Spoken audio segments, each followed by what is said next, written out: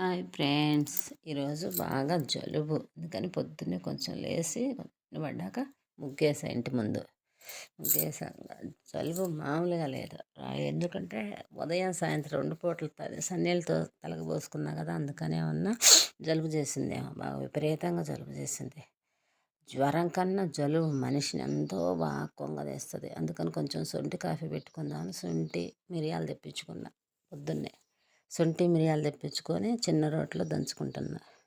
శొంఠి మిరియాలు నేను పాలు తీసేసరి తీసుకొని వచ్చిండు.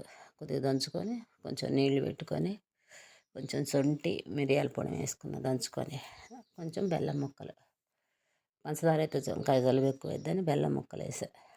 కొంచెం పాలు బాగా మరగనిచ్చి శొంఠి కాఫీ తాగుదామని. అలా జలుబు బాగా బాగా విపరీతంగా ఉంది జలుబు. ఎందుకనో మనిషికి ఎంత నలతగా ఉందంటే అంత నలతగా ఉంది. జ్వరం అన్నా కొంచెం సూది వేయించుకుంటే పోద్ది, కానీ జలుబు మనిషిని 2 రోజులు 3 రోజులు వదిలిపెట్టదు. అందుకే ఉదయం మధ్యాహ్నం సాయంత్రం శొంఠి తాగుదాంలే అని శొంఠి పెట్టుకున్నా.